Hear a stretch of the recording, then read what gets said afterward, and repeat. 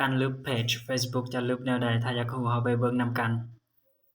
ทำอิฐให้เข้าไปที่ Facebook หลังจากที่เข้ามาอยู่นี้แล้วให้ไปที่โปรไฟล์แล้วก็ไปบอลสีแดงๆและ9นี้แตกไปแล้วเลือกเพจที่เจ้าอยากลึกตัวอย่างข้อยอยากลึกเพจนี้ข้อยก็แตกเข้าไป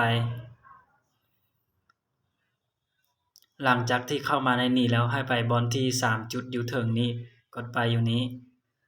แล้วมันจะขึ้นมาแบบนี้ให้ไปบอลรูปดำๆรูปการตั้งค่าแตกเข้าไปบนนั้นหลังจากเข้าอยู่นี้ให้เลื่อนไปซอก Access and Control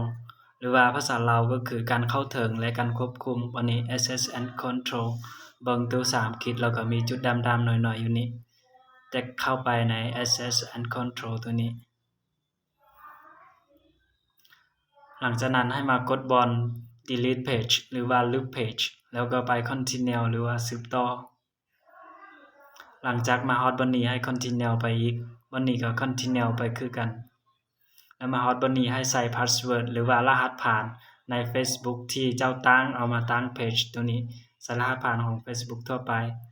หลังจากที่เจ้าใส่รหัสผ่านแล้วให้กดสืบต่อหรือว่า Continue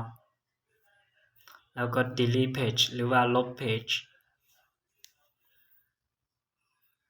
ถ้าแป๊บนึงแล้วมันจะได้แล้ว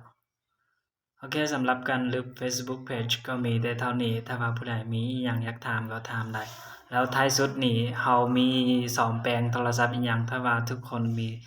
โทรศัพท์ที่อยากซ่อมแปลงก็เอามาแปลงได้เพราะว่าอยู่นี่เรามีร้านซ่อมแปลงฝากมาก็ได้ถ้าว่าอยู่ไกล